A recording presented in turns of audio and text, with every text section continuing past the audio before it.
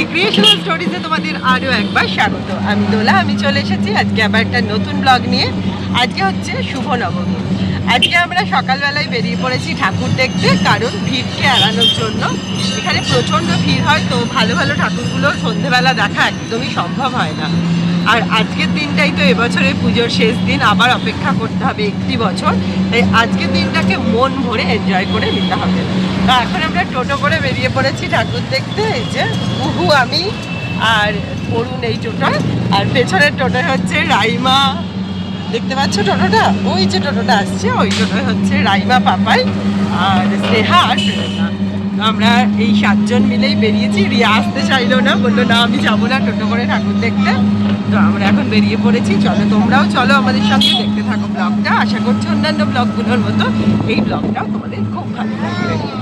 আর গলাটা একটুখানি তোমরা ম্যানেজ করে নিও, কারণ প্রচণ্ড ঠান্ডা লেগেছে, সেই জন্য আমি ভালো করে কথাও বলতে পারছি না। তো আমি জানি তোমরা আমার ফ্যামিলি মেম্বার, এইটুকুকে তোমরা ঠিক ম্যানেজ করে দেবে। তো চলো দেখতে থাকো ব্লগটা। আমরা প্রথমেই এলাম চৌমাথায় ঠাকুর দেখতে। চৌমাথার ঠাকুর প্রতি বছর বেশ সুন্দর হয়, কিন্তু প্যান্ডেলটা আমার চোখে এবছর মনে হলো একটু কমা। প্রত্যেক বছর এদের প্যান্ডেলও হয় খুব সুন্দর। এবার আমরা বেরিয়ে পড়লাম বাদামতলার উদ্দেশ্যে। এবার আমরা দেখব বাদামতলার ঠাকুর। দেখো, যেহেতু সকালবেলা রাস্তাঘাট একদম ফাঁকা, তবে রোদটা আজকে কিন্তু সাংঘাতিক উঠেছে। ঠাকুর দেখতে গেলে সেই গরমকে তো উপেক্ষা করতেই হবে। আমরা পৌঁছে গেলাম বাদামতলায়। বাদামতলার প্যান্ডেল প্রত্যেক বছরই ভীষণ সুন্দর হয়। এক এক বছর এক এক রকম প্যান্ডেল এরা করে। আর শেওড়াফুলি বৈদ্যবাটী অঞ্চলে এই বাদামতলার ঠাকুর একটা বিশিষ্ট স্থানও অধিকার করে। তবে এখানকার মাতৃমূর্তির রূপ সনাতনী রূপ, যেটা আমার ভীষণ পছন্দের। টানা টানা চোখ আর একই চালচিত্রের মধ্যে মাকে দেখতে আমার ভীষণ ভালো লাগে। এখান থেকে আমার খুব কাছেই হচ্ছে আমার দিদির বাড়ি। তো চলে এলাম আমার দিদির বাড়িতে, কারণ দিদির পুজোর শাড়িটা আমার এখনও দেওয়া হয়নি। এটা একটা কারণ। আর একটা কারণ হচ্ছে রাইমা আর পাপাই বিয়ের পরে আসেনি, সেই কারণেই এত কাছে এসে এখান থেকে চলে যাব। তাই চলে এলাম আমরা সবাই মিলে দিদির বাড়িতে। এবার খানিকক্ষণ দিদির বাড়িতে থেকে তারপরে আবার অন্য জায়গায় যাব ঠাকুর দেখতে।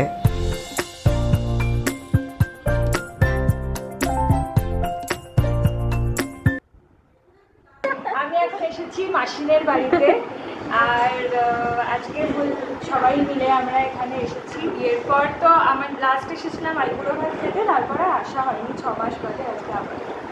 আজকে মেশোকে নিয়ে এসেছি, আমাদের মেশো ওখানে।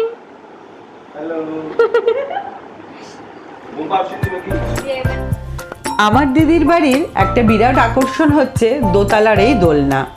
দিদির বাড়িতে যেই যায় সেই দোতলার দোলনায় দোল খায় না, এটা হতে পারে না। তো ওরা সবাই মিলে চলে গেল ওপরে দোল খেতে, আর আমি, বরুণ, দিদি, জামাইবাবু একটু গল্প করছিলাম। তো সবাই মিলে গল্প করতে করতে বেশ খানিকটা সময় এখানে কেটে গেল। আরও অনেক সময় থাকার ইচ্ছা হচ্ছিল, কিন্তু তাহলে আর ঠাকুর দেখা শেষ হবে না। সেই জন্য আর দেরি না করে বেরিয়ে পড়লাম ঠাকুর দেখতে। এর পরের ডেস্টিনেশন হচ্ছে জোড়া অশ্বত্থতলা। এই জোড়া অশ্বত্থতলার প্যান্ডেলটিও প্রত্যেক বছর এক এক রকম থিমের প্যান্ডেল হয়, আর এক এক রকম মেসেজ থাকে এদের প্যান্ডেলে।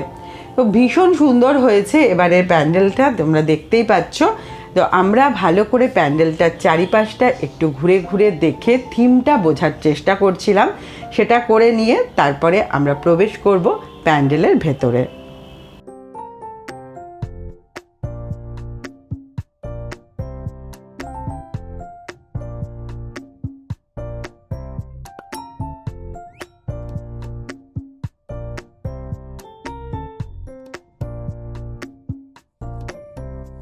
প্যান্ডেলটি খুব ভালো করে দেখে নিয়ে মন ভরে অনেক ছবি তুলে নিয়ে আমরা প্রবেশ করলাম প্যান্ডেলের ভেতরে। ঢুকেই মনটা জুড়িয়ে গেল, দেখলাম হোম হচ্ছে। ঘিয়ের গন্ধটায় যেন মম করছিল পুরো প্যান্ডেলের ভেতরটা।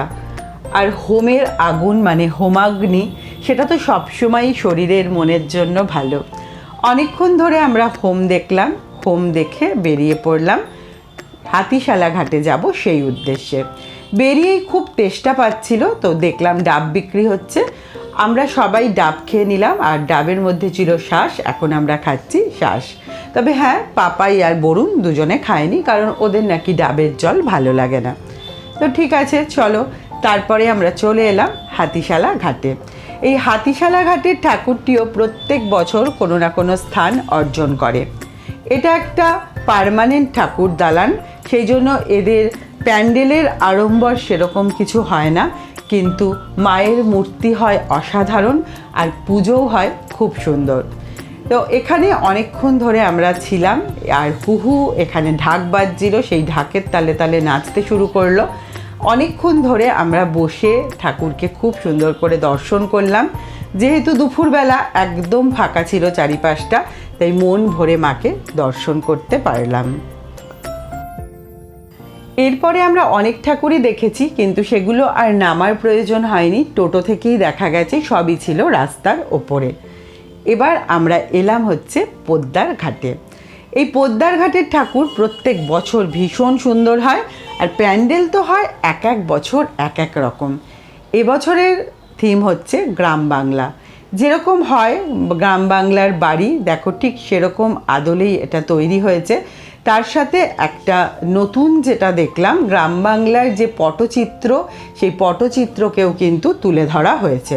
সেই অর্থে এটা বলা যেতে পারে যে মেদিনীপুরের কোনো গ্রামের আদলকে এখানে তুলে ধরা হয়েছে। খুবই ভালো লাগছে, সঙ্গে গরমটাও লাগছে অসাধারণ। তার মধ্যে চশমা পরতে আজকে ভুলে গেছি, ধরেছে মাথা। নীল টিপ পরে এসেছিলে, লাল টিপ হয়ে গেছে। হ্যাঁ, আবার টিপ খুলে পড়ে গেছে, আমার দিদি আবার একটা লাল টিপ পরিয়ে দিয়েছে। বাহ,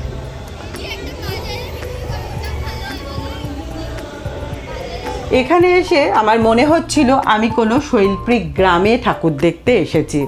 বিশেষ করে এই পটচিত্রগুলো দেখে আমার মনে হচ্ছিল আমি মেদিনীপুরের কোনো প্রত্যন্ত গ্রামে পৌঁছে গেছি। ভীষণ সুন্দর লাগছিল এই প্যান্ডেলটা দেখতে। এতটুকু ফিল হবে না যে আমি কোনো গ্রামে নেই। গ্রামে যেরকম হয়, কুয়ো থেকে শুরু করে তাতে কপিকল, আর সাথে হচ্ছে মড়াইও ছিল।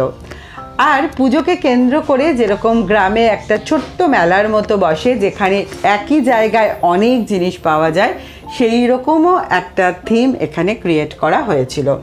যে কারণে তোমাদের দেখে কোনোভাবেই মনে হবে না যে তোমরা গ্রামের বাইরে কোনো শহরে ঠাকুর দেখছো। দেখতে লাগছিল অসাধারণ।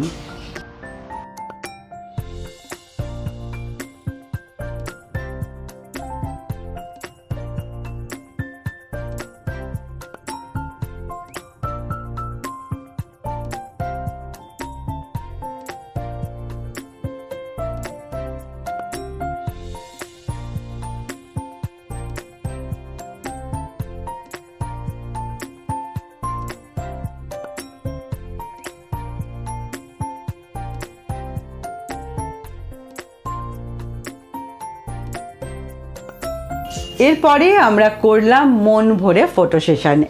আজকের ঠাকুর দেখা শুধু নয়, এ বছরের ঠাকুর দেখার এটাই হচ্ছে লাস্ট ঠাকুর। কারণ এরপরে আমরা বাড়ি যাব, বাড়ি গিয়ে লাঞ্চ করব।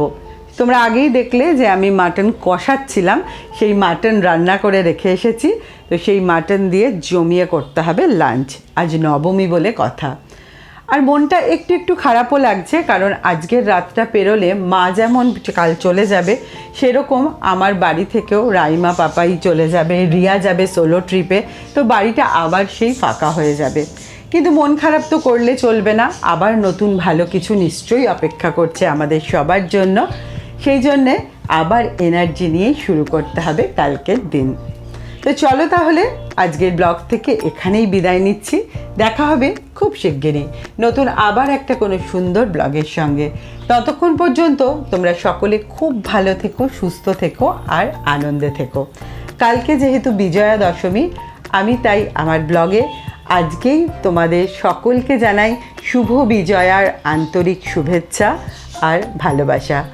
বড়দের আমার প্রণাম, ছোটদের আর আমার সমবয়সীদের জন্য রইল আমার অনেক অনেক ভালোবাসা। তাহলে চলো তোমরা দেখতে থাকো ফটোগুলো। আজকের মতো টাটা।